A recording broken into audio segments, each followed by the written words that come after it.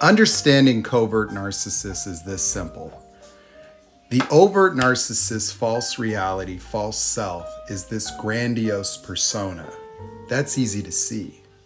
The covert narcissist is the exact opposite. Their false self is the victim. Their false self is pitiful. Their false self is grandiose inferiority.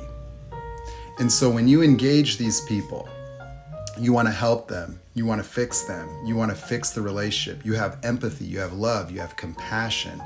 These narcissists are not as detectable and discernible because those behaviors that they engage in as a covert narcissist, as a victim, are not as obvious as a grandiose person whose persona may be disaligned with the reality of who they are.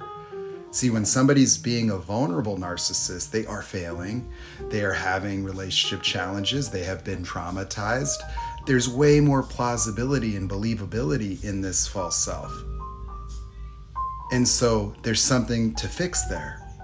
You know, if you look at your own life and the things that you've been through and the things that you've overcome, your own experiences with traumatic backgrounds and all the things you've had to do to continually heal and develop yourself and grow, you know, you're going to project that onto them. You're going to think that there's something that you can do to help them. And there isn't. That every emotional sentiment that you've ever had for a covert narcissist, you had for a false self.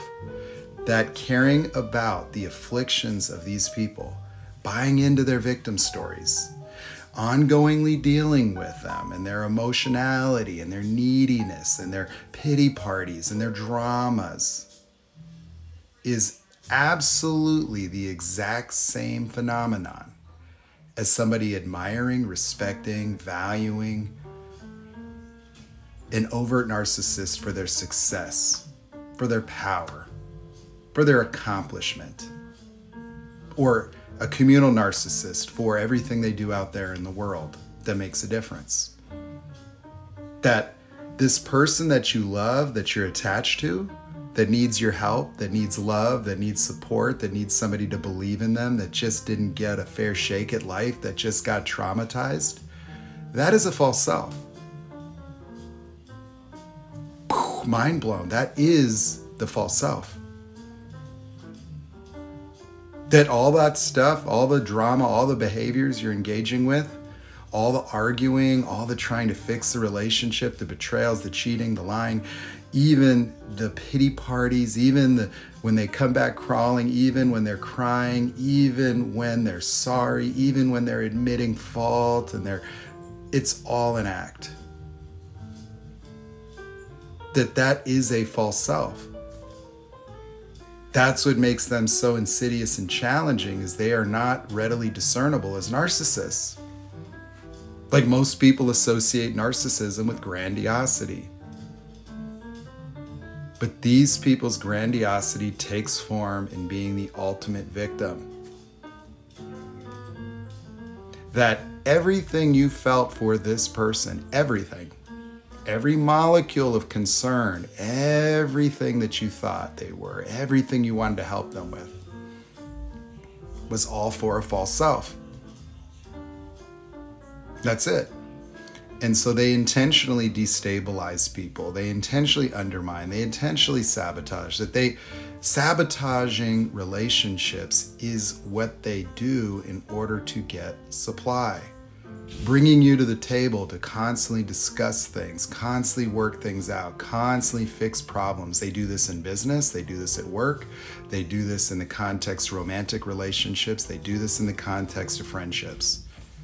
That they are incapable of stability. They're incapable of healthy relationships. They're incapable of avoiding devaluing people. They're incapable of really any form of actual growth, development, progress. There's no hope, there's no possibility, there's no reconciliation, there is no therapy, there is nothing you can do to help a covert narcissist, that the way that they are is that way. And the way that they get by in life is by getting people to pity them, getting people to sympathize with them, getting people to help them, getting people to buy into their future fakes, getting people to invest, getting people invested emotionally, and then maintaining their own victimhood in order to keep that life going. That they are invested in codependency, that setting up codependent relationships with people pleasers and fixers and people that want to help, people that need to feel validated by helping other people, people that are hyper vigilant and sensitive to the afflictions of others and want to get themselves invested in other people's dramas and emotions and coach them and counsel them and help them and fix them. That's their lifeblood. That's the only reason they have relationships at all. That's the only purpose of the relationship. That your purpose of the relationship is very different. Oh, you want to be good enough and you want to have a happy life and you want to have a life that reflects positively on you, and that you want to have love and you want to have connection and community and you want to belong and you want to be validated and you want to be understood and you want to be known and you want to be appreciated. And those needs, what they key in on and what they breadcrumb in order to abuse you, destabilize you, and induct you into a state of reactive abuse. That they want to give you borderline symptoms, that they want to give you PTSD symptoms, because that is how they maximize the return on the investment. That is how they get you where they want you to be, under control, destabilized, dysregulated, hyperfixated, and attached to them, so they can continue to work you for supply to oblivion with no concern about destroying your entire life. And when it's all said and done, they're going to be a victim anyway. They're going to make you a villain. They're going to betray you. They're going to destroy your life and walk away from you. It's all your fault. And they will want to punish you. They will want to smear you. They are going to punish you for everything that they are, everything that they are not, and every molecule of self-hate that they have in their heart is going to be in your heart as well if you keep messing around with these types of people. They're toxic. They are evil. And they will destroy your life. They are like a cancer of your soul. They are literally like the serial killer of the human spirit. You entangle your life with any covert narcissist, your life is going to start to fall apart. The moment you start engaging these people as friends, business associates, romantic partners, is the moment you start to lose yourself, lose your mind, lose your identity.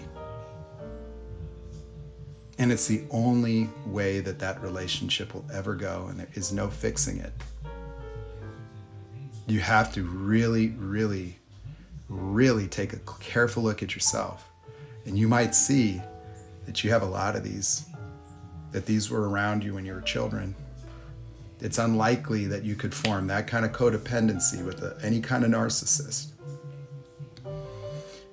unless you developed within an environment with those types of people. And that's the good news, because you can absolutely heal yourself to where you're immune to this nonsense. It's important to get out, important to move on, and important to wake up.